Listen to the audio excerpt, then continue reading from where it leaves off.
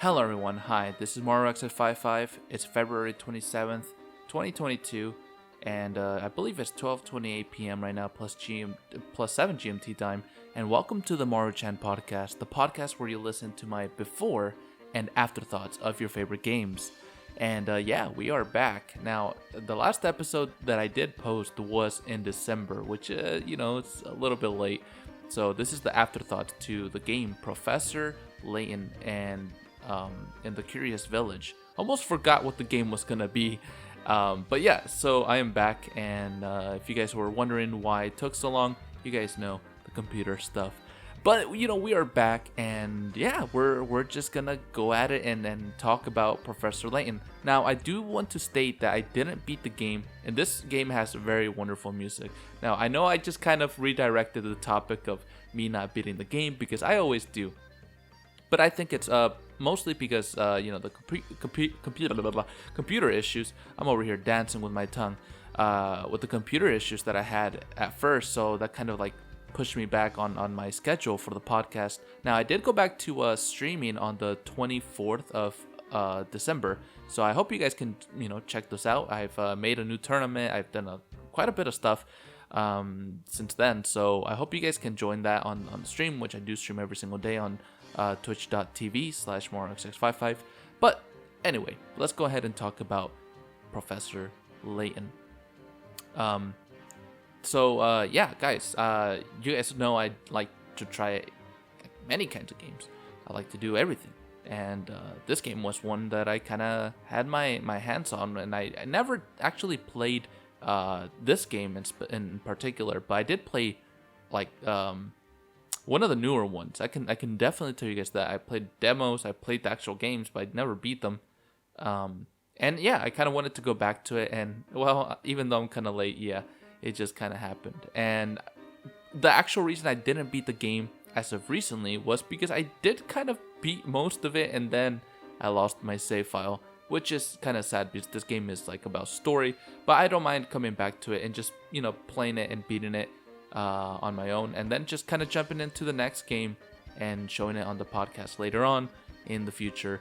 Definitely not now because I am tired of this game, and I'll tell you guys why. It's a great game, but there's a lot of things that kind of hold it back, and I feel it could have been something much more amazing. Maybe the other games kind of fixed the issues that this one had. So right now, let's go ahead and take a quick look into Professor Layton and the Curious Village. So just to start off, the two protagonists of this game are called Layton and Luke, which are Professor Layton and his kind of like friend. I don't know what he is to him, like maybe like his nephew. Luke is the nephew. He's this little kid that follows Professor Layton around, and I'm gonna guess they're like in Germany or something, because they're clearly somewhere that looks kind of like Germany, or not Germany, Europe in general, I guess.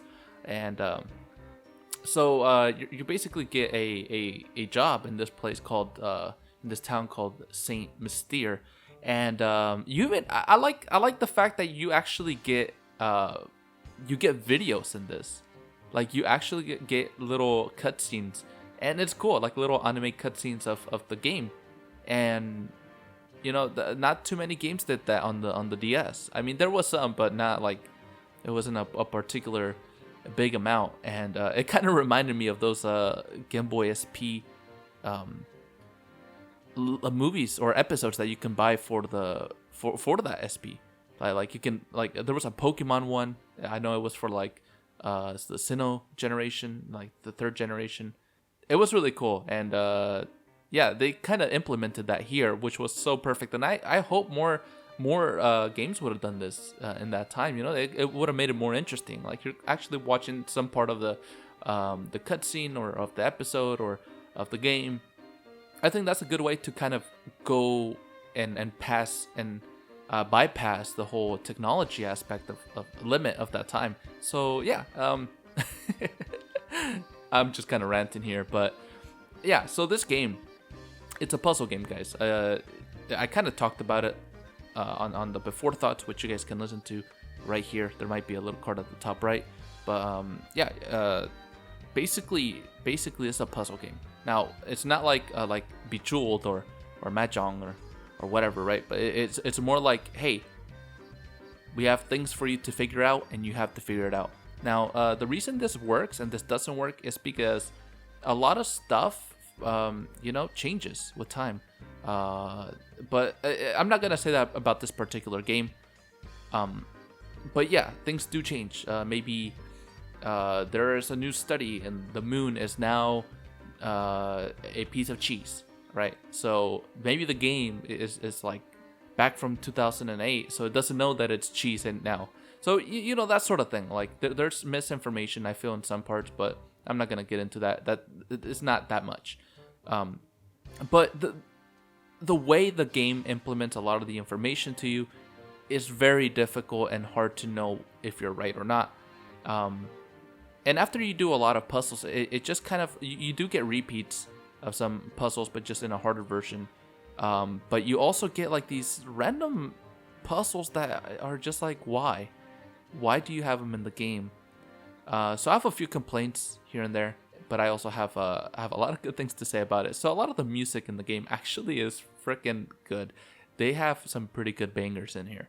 So yeah, like I said, I guess I'll go into the music later and all that, but it's not that much that I have to talk about. So yeah, you have you basically, like, just to kind of go over the gameplay. I don't know if I should go over the story, because honestly I have like I kind of just jumped back into it a few days ago, started playing the game. I'm not too, like, I don't remember the story that much, to be honest. So this is probably the only episode you guys will ever see me like this, where I'm just like so just so far back on what I'm supposed to do on the game. So you have like you have the puzzles, but you find those either in hidden areas, so like hidden puzzles, and you also have puzzles that you find by talking to people, by tapping on something, or by progressing through the game. Now, if I were to say what kind of puzzle, I can't explain it really. I'll give you guys a ton of examples, because I did more than half of the game, so I'll give you guys a few examples here. So you walk around the map, you can tap on stuff, you find coins, which these coins you can use for like hints, but I'll go into that later. And you walk around the map, you click on the shoe, and then you can actually move to another location, kind of like a normal what do they call them? The click games, or like back in the old days, like putt. I think you guys know putt, the car. I think that's his name, yeah. And yeah, so it's like a click adventure game, you could say. It basically is that. And it's good because it's on the DS, so it fits real good. Now, I did use a mouse, but it still worked. It worked perfectly. So, yeah, point and click. There you go.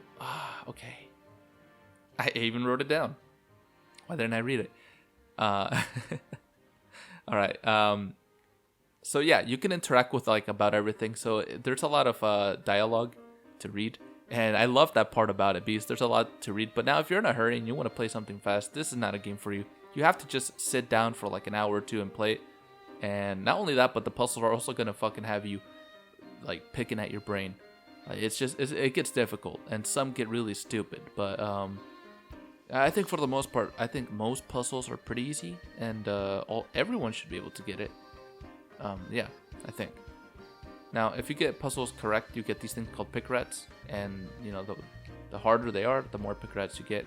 Now, what can you do with these pick rats? I don't know. I just think it's a system to get like points, and if you fail the puzzle once, you lose pick rats, and eventually it doesn't like lose any, because it doesn't like it limits you how much you can lose, like the amount of pick rats you can lose in a certain puzzle. Yeah, the hint coins, the ones that I just talked about. If you tap on certain places, you can find hint coins, which you can use in the game. Like if you want a hint, you can get up to 3 hints per puzzle. Not that you need to use them that much. There are certain puzzles that you really need them, but there are most puzzles you don't. So, and I think they're limited, but you can just find them all over the place as the story progresses. And yeah, there's also an inn that you'll find later. I guess I'm just kind of talking about the gameplay, just kind of like in general, because there's not much to say besides their puzzles, and I'm gonna kind of talk about the actual puzzles themselves in a minute. Yeah, you also have to make your character happy. I don't know why, you do. Maybe there's like another mechanic in there that I just did not really think about. Well, besides that, there are collectibles. If you solve the mysteries, you get some quests, right? You get quests, and then you also get these like goals. The quests are like smaller. You could say they're like small time, and basically the actual quests themselves are like they're bigger. They're a lot bigger. Bigger goals like chapters and stuff. So yeah, you do some of those. You can also collect gizmos, which are these like little parts. I built a robot dog. I didn't know what it did, but I built it. You also get paint scraps. Well, not paint scraps. Scraps of a painting, and you can make the painting. But like once you get it, you have to actually kind of do like a little puzzle, like you know, like a normal puzzle you do on the table. Like you put the jigsaw puzzles. Yeah, kind of like that. But just it's a map or of some kind. And yeah, besides that, there isn't much more to the game. Besides you walk around, it's a lot of dialogue. You talk to the people. They all have their own little quirky personalities. They're very cute, very ugly sometimes. Like there's this guy that I saw later on in the game. He had a really long neck. It was just like he looked like a titan. Yeah, that's all I know. So yeah, I want to talk about the puzzles, but I'll talk about the puzzles as like the story progresses. So I'll kind of talk about the story and just the experience in general. So here we got a man called Augustus Reinhold, which is this man, rich man. Like they live in a manor, like in a mansion, and he ends up dying, and you know we have to find out why he died. I don't know if he was old. I think he was, but he was murdered, and you have to find where his family treasure is hidden, because even his family doesn't know. And yeah, basically, if you find the golden apple, you get to keep all his property, all his money, and you guys know what that means. You know, like imagine you're part of his family, and you know he has a golden apple. Of course, you're gonna want to take that shit because you can keep everything. This man is rich. We're talking like he has golden toilets. He can wipe his ass with $100 bills. This man has everything. Now, why he chooses to live in a fucking small town that's really creepy with weirdly shaped people, I do not know. But it's definitely odd. But he has the money to change if he wants to. Now, all the puzzles had something usually different about them. Like they were based on what the person was. Like if you find a puzzle and the girl's like, oh no, my coin fell in the sewers, then you will do a puzzle relating to maybe coins or with sewers or something. And now it doesn't necessarily have to be that. Sometimes it's just random. It's a random topic or random thing. But it was relatively fun though, because it was just fun. It was good old fun. So the first puzzle that I saw, you had to actually it asked you specific questions, and like you get to the town because you're trying to figure out Layton and what's his name, Layton and Luke. Layton and Luke are trying to figure out, hey, well, who would do this and why. And you know, Layton's like, hey, we just don't think too hard about it. But you have to get to the town, and you have to like I remember this very well actually, and this was like 2 months ago. So you have to like find what town it is, and like yeah, it's cool. It's really cool. It's a cool little mini game because it gives you directions, and you have to see which one it fits, like which town it fits the best. So now that just saying it like this doesn't really like mean much, but all I can tell you guys is that visually it was like a map, and you have to follow, which is really cool. So now I do want to state one thing. A lot of these games here, when you look at it visually, it looks like these look like images were taken out of Microsoft Art. You guys remember that? Like the Microsoft Art program? You can take like images from there. If you type something like cow, it'll pull out some cow images. It looked like that. I'm not gonna lie. It looked like someone just like cooked it up in a few minutes. But I mean, I'm sure it was made by one person because they all have a relative drawing style. So I can give it that. It has consistency. So yeah, good job whoever made the game, whoever designed it or made the art for it. So at the beginning of the game, you go and you're trying to enter the village, but this guy is telling you, oh, I can't draw the drawbridge. Someone stole the little crank thing to pull it down. And he looks like the dad.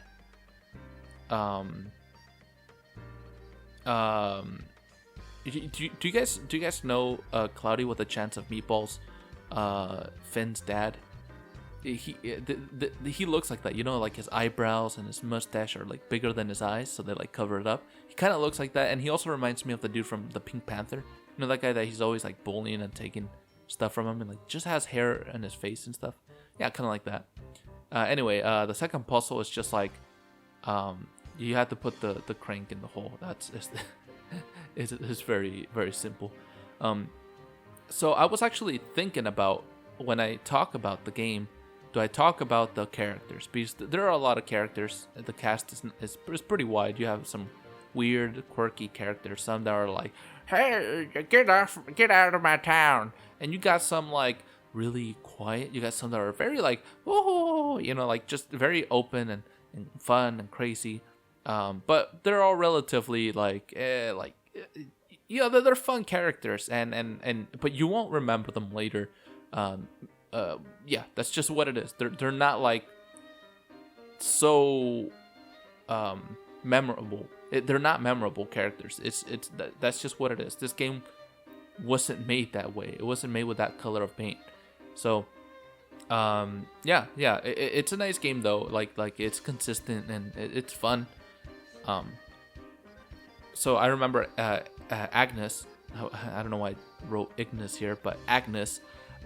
She gives you a puzzle with like you have to measure hat sizes, which is it was a fun one. Like you have to, I believe you have to like circle the three hats that were the same, and you have to like cross off one of the ones that was not. And yeah, I did that, and then that's when you get in town and you can, you know, go around the place and do all sorts of things. So this is the start of chapter 1, which is called Reinhold Manor Awaits. So it is a manor, apparently. And the fourth puzzle here was pretty easy. Percy gave it to me. Now, this is where you start to get kind of like these puzzles that kind of make and don't make sense. They either make you or they break you.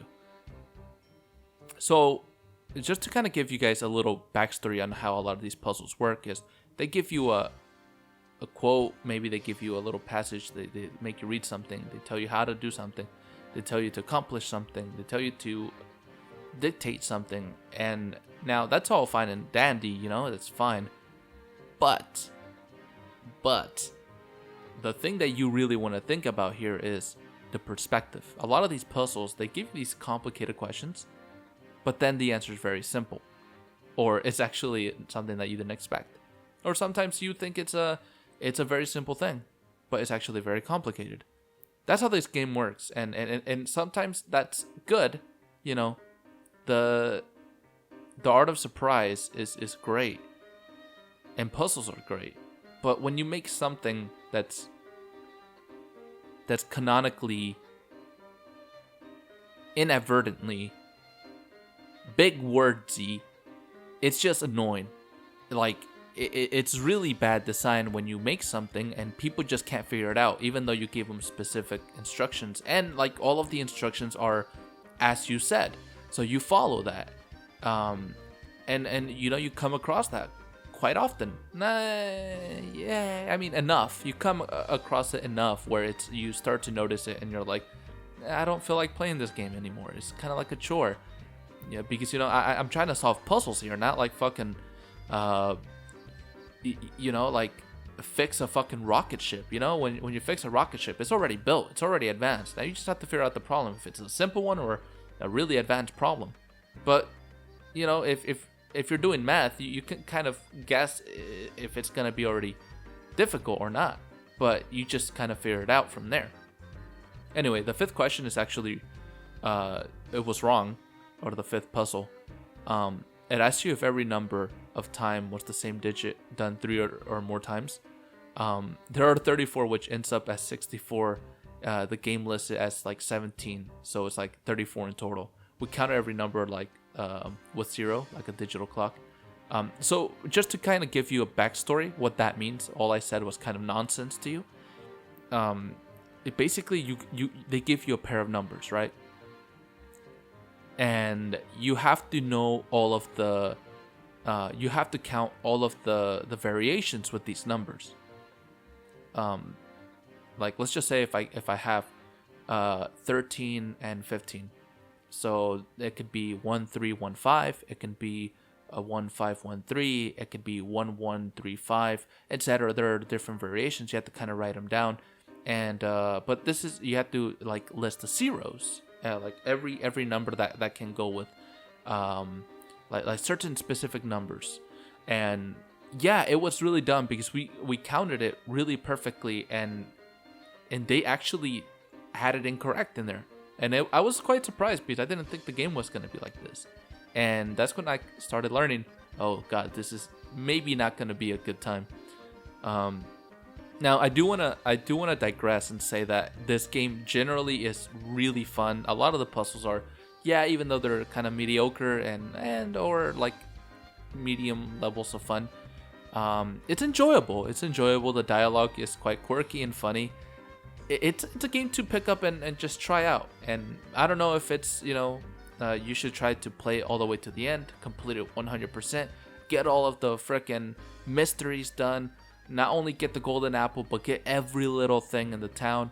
I don't think that's not only not necessary, but it's just a chore.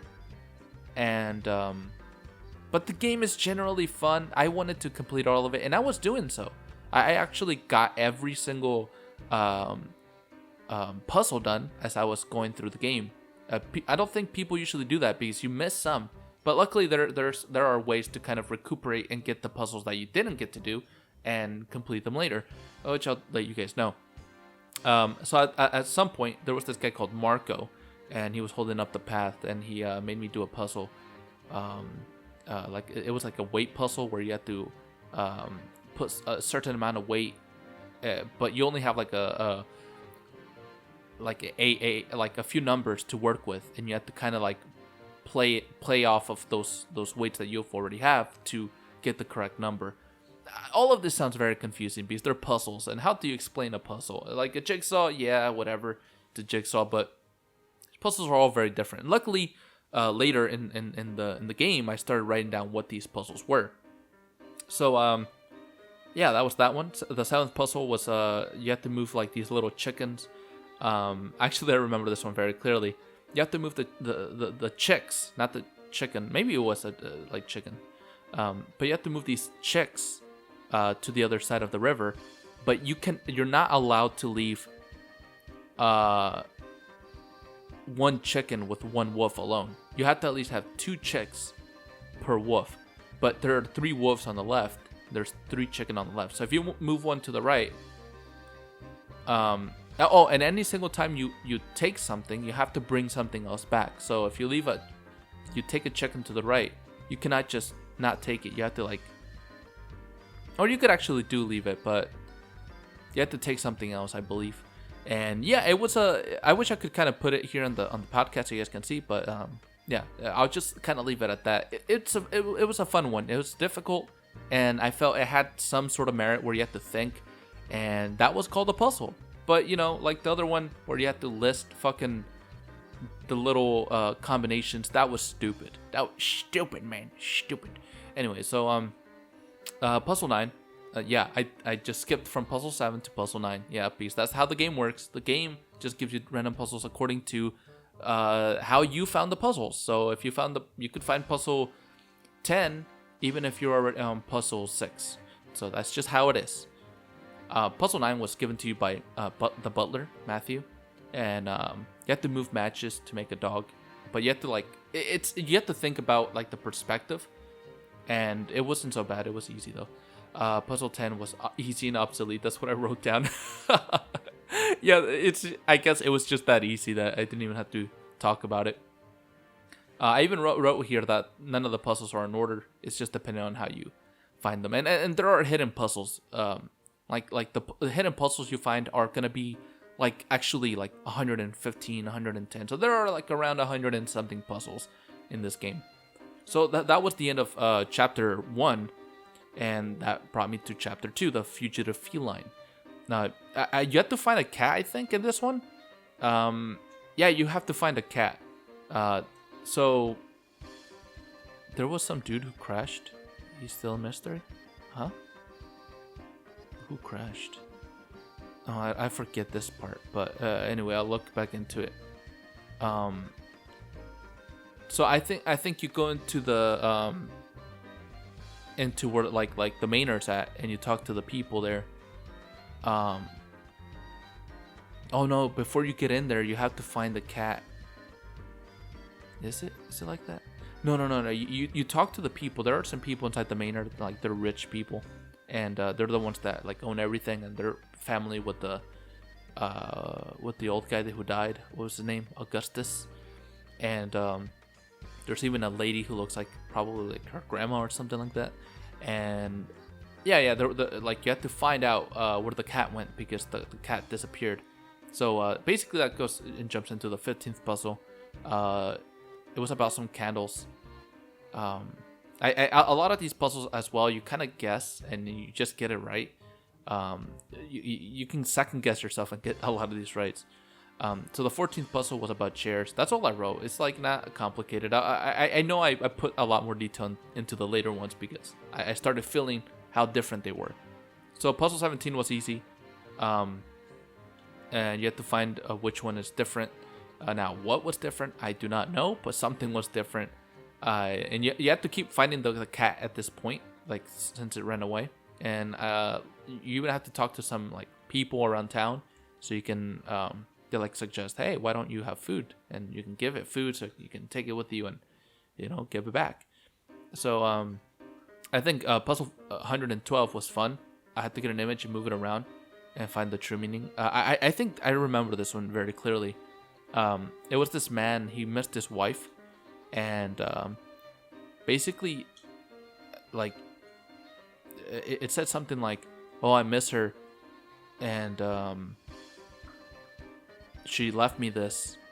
And you have to try to find the true meaning to that picture. Like there are 4 parts, and you can flip it. You can flip the little 4 images that are there.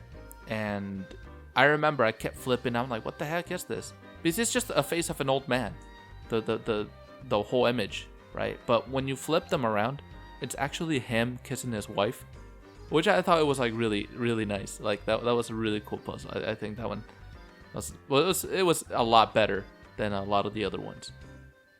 And I even put that there's a lot of interesting looking people in this game. At that point, I didn't know people could look like Titans, but yeah, they have big noses or big heads or small eyes or big eyes or like lanky bodies and just all over the place. It looks like Alabama. I'm joking. If you're in Alabama, I know it's normal over there. I was joking. Take it easy. Okay, so we're back to puzzle 18, and which was easy. It was another matchsticks one where you have to like match the sticks so they can look like a dustpan, kind of like the one that I just talked about with the dog. Those matchsticks ones, because I've seen them quite often at this point. I didn't want to play those anymore, so I didn't really like them. And yeah, there's just a ton of other ones, like ones that you rearrange coins, ones about like you have to rope certain pigs. And you know, at this part of the story, I kind of had some fish bones that Dahlia gave me. Or not Dahlia, the woman that wants the cat. I got some fish bones from one of the people who suggested it, and then I gave it to the cat, and it came with me. And so yeah, that's you know, you get that, and yeah, you move on. A particularly cool one that I did like and was really difficult was at the restaurant. There's this bartender there, and he's like, hey, why not do a puzzle for me? And so you have to like move water, right, or juice or some shit, and you move it around from one pitcher to the next, or a glass of like just a glass. So the three of them, the three pitchers, they're different sizes. So you have to fit it so it equally goes inside the middle one, but the middle one's like a mid size, and there's a big and small one. So you have to like move it around in a certain angle, so more like there's a certain amount that falls inside the middle one. But it's hard to do that because you know, you just have to move it around. Because if you put all of the juice from the big one to the small one, it'll take like 4 pints, right? But then if you put that 4 pints back, it'll be a full 10 pints again. So you have to get that 10 pints, and you have to put it inside the 6 pints, the 6 pint pitcher, and then you have to put that inside the 4 pint pitcher, and then like move the 4 pint pitcher juice to the 10 pint pitcher, and you know, you have to mix it around. It's pretty fun. Like a lot of these ones, you have to just try it out, and I recommend you guys actually go back and play this game. It's a great game. I know I'm kind of crapping on it a lot, but there are a lot of really good puzzles in here that are just, you know, different and unique, and you won't see a lot of them like that in, you know, normal typical modern games. So I mean, come on, it is a modern game. It's not old. It is old, but come on, it's just like 12, 10, 14 years old. It's not that long ago, but it kind of is, you know. So yeah, there's a lot of math heavy games. If you guys remember, I talked about some of the ones that like you have to think about a lot. Yeah, there's a lot of math ones, and if you don't like math, do not play this game. I just have to tell you now, do not play this game if you don't like math. I don't like math, but I like it enough where I can, you know, manage. Now it's not difficult. Don't get me wrong. It's not fucking like calculus. It's not algebra. It's not like, you know, it's not physics or chemistry or some shit. It's quite simple. But if you don't like to do, you know, like some math here and there, then you're not gonna like it at all. So by the time you catch the cat and you take it back to Dahlia, that's where that chapter ends. Afterwards, you meet that there's this inspector called Chelmy, I think that's his name, and he lets you know that someone else was murdered. Simon, which is this like snotty guy that was there. He had a big nose. Yeah, actually, you meet him when they tell you about the cat at first. And he's really cocky. He's like, "Oh, you think you're a detective? You think you're a professor? Oh, you're very uneducated." So yeah, you know, you kind of feel good when you're told that he got murdered. But I'm joking. Okay, I'm joking. But anyway, so you find a cog, somewhere in their house, and yeah, they're like, "Oh, you can't leave because we need to inspect you. You could be one of the suspects of the crime." So then I did puzzle 28, which made no fucking sense. You have to find where the black and red dots were, according to how a shape is flipped. Now, what the fuck does that mean? I don't even know now. I really did not. I had to look it up on the internet. Why? Because it was just so freaking hard. Literally, there was no way to solve it. Like I checked the way you should do it, and actually once you complete it, it gives you like a little example of how you should have done it or what the process was. And actually that's one thing I love, and I'll talk about later at the very end of the video, or end of the podcast. Sorry. I have that in my head right now. So the 20th puzzle was very easy. You arrange the brother's age. It's really cool. It's easy though, but that's exactly what it was. Most of these. So the next one, chapter 3, was the missing servant. So Ramon was missing, which is basically one of the butlers for the manor. You have to like check who the suspect who lied. Now I'm not talking about the main story. I'm talking about like a puzzle, and one of them says, "Oh, I ate the food. It was delicious." The other one was like, "Oh yeah, he ate the food," and the other one is like, "No, no one ate the food." So you could tell he was lying. The fucking sneaky ass, thief ass bitch. I'm joking, guys. Come on, don't hate on them. But yeah, if you steal, don't steal. If you're gonna steal, don't steal. Think twice before you do a crime. So anyway, there was a picture in one of the rooms of Dahlia holding a baby. But actually, you go and ask her later, and you turn out it's not her. It's Baron's ex-wife, which is her, like that. Baron, I think, was the old guy. Looks like her. We found Simon's glasses outside. Yeah. So basically, it was not her. It was like someone else that looked just like her. I think that was the guy, Augustus, like brother or something, or Augustus himself. And yeah, looked exactly like Dahlia, that girl that had the cat. You also end up finding his glasses, the guy who died, and yeah. So the murderer's out there somewhere, or maybe he's inside the manor. So puzzle 30, I think I failed it one time. You look at pictures that you can draw without lifting your pen, right? You guys know, like when you draw something, you need to lift your pen up, right? And usually that's what you would do, but there are some pictures that you can draw without overstepping what you have already lined in. So yeah, there were some. That was a pretty cool game. I think it was not that bad. There was another. I played that one at least twice. Not that same puzzle, but like the better iteration, like the harder one. So yeah, puzzle 33 was a troll. It gave you 3 options. You wanted to light first, but the answer was actually the last match itself. To even light the rest. Yeah, there was one puzzle where it's like the brother asked the sister something, and there were 6 candles. How many candles? Which candle was lit first? And like, or how many candles would there be at the end?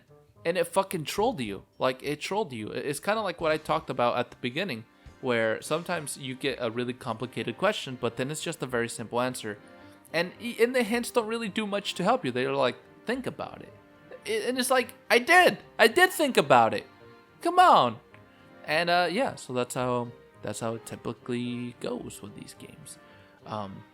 So let's jump into puzzle 58, which was pretty fun. You move these blocks around until you get a red ball in it. It's kind of like that game that you got on your iPhone back in 2020.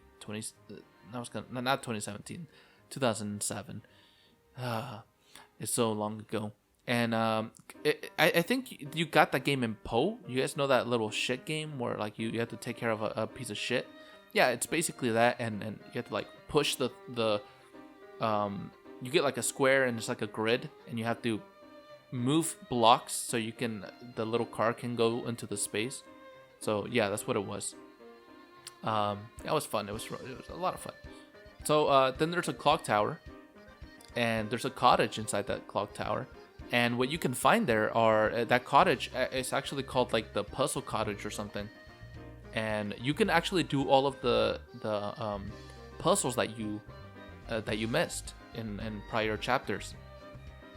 That's actually a really good thing to implement, because you don't always go and talk to everyone, so you're gonna miss a lot of puzzles or hidden puzzles. Actually, hidden puzzles, I don't think those actually move.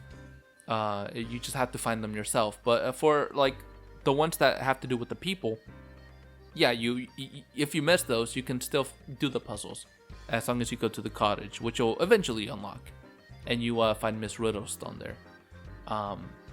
Yeah, so basically, I'm just gonna kind of go over the other puzzles that I thought were quite different, unique. I think some of those.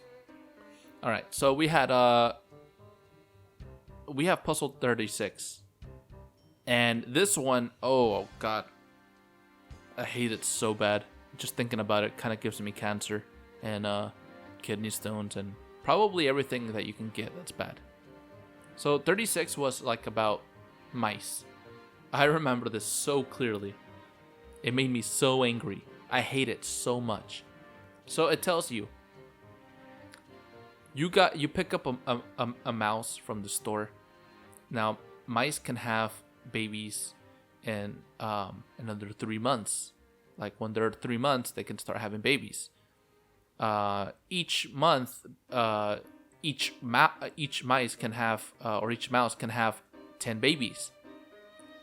After 12 months, how many babies can the mouse have, or will there be in total? Like if that mouse mated and then those babies mated. So we did like these really complicated equations, right? These expressions that are just so coherently difficult. We did some really strategic mathematical equations that just were out of this world. I swear we could have unlocked the gates to somewhere. We could have probably gone inside the multiverse, considering the math we did. We could have unlocked powers beyond what the world has right now, technology, past Google, past the metaverse. But no, this fucking game just tricked us.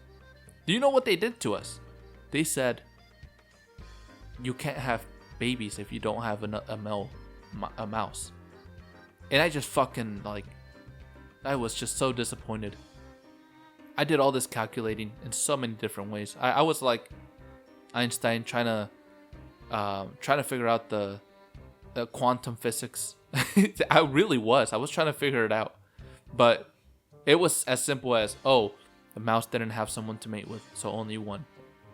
Like, fuck you, game. Fuck you. Like, why would you do this? Why would you do this to us? This is just an attack on society at this point.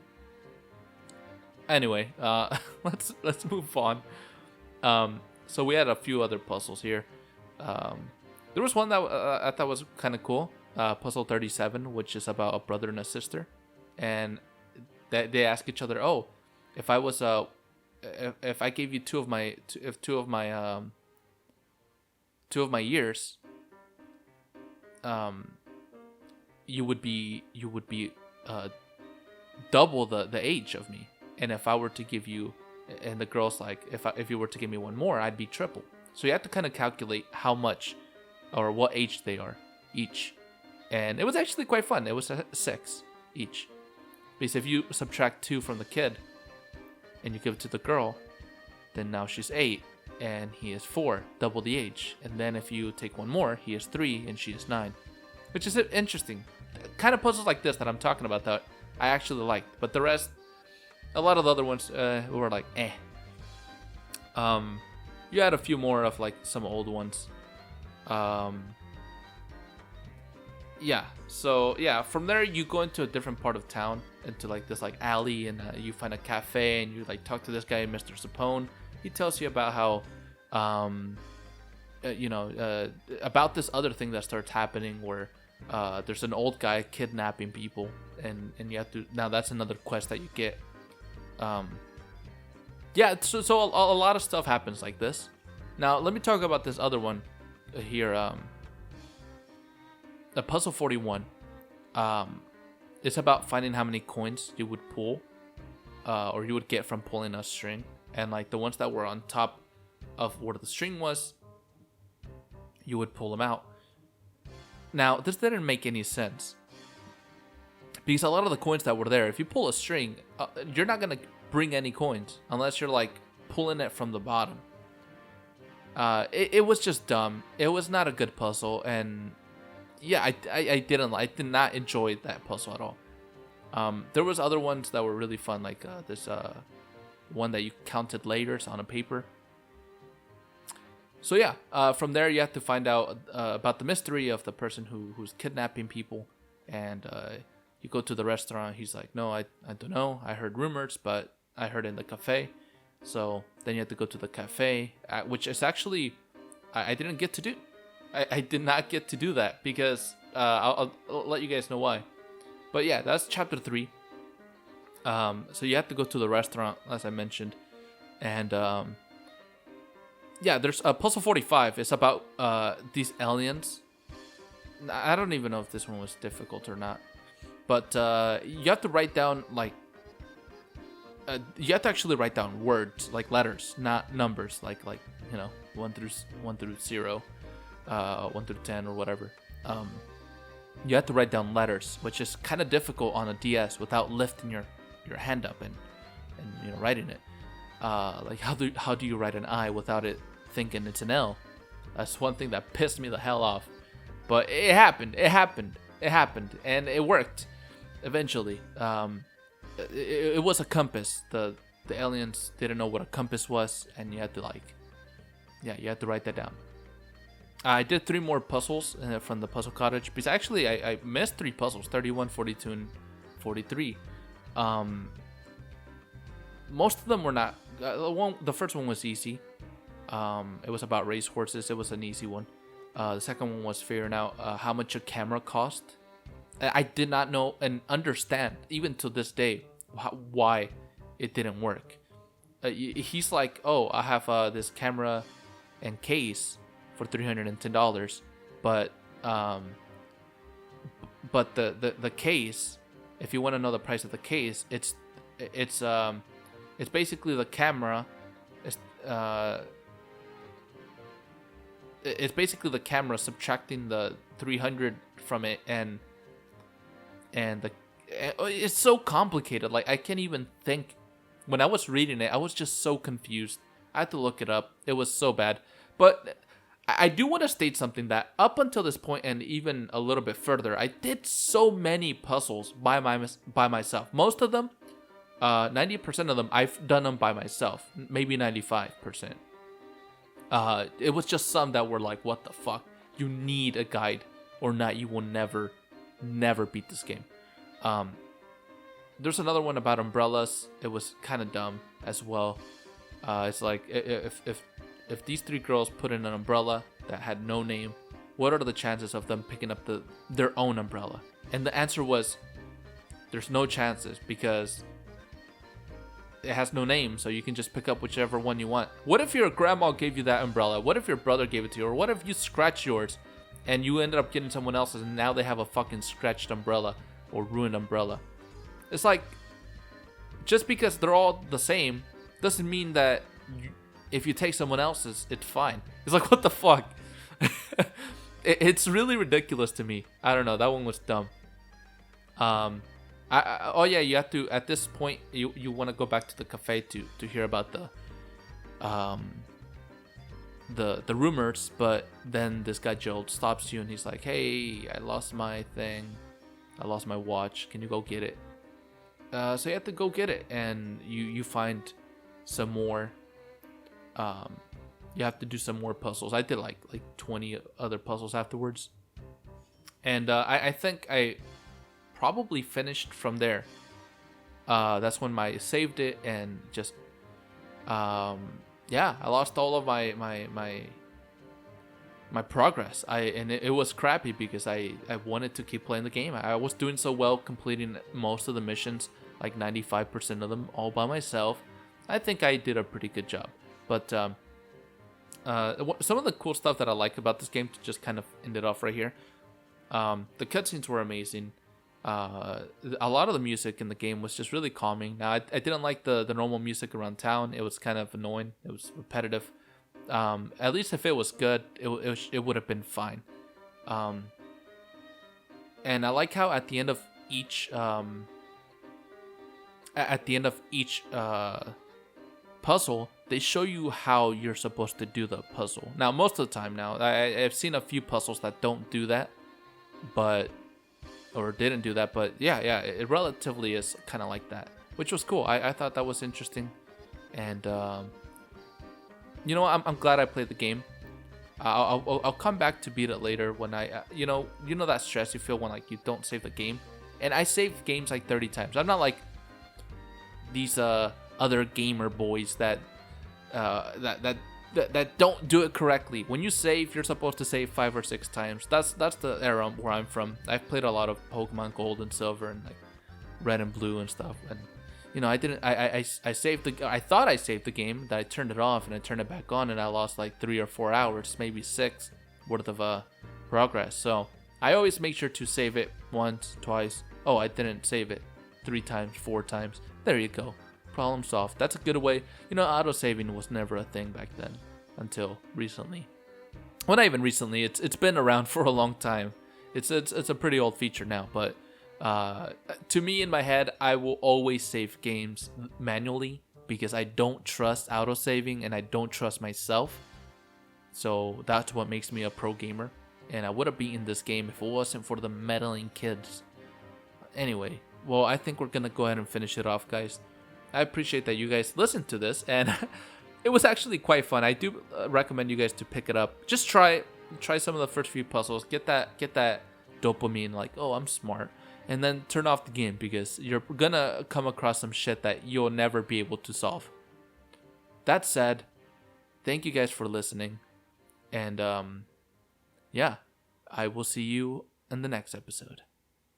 Goodbye!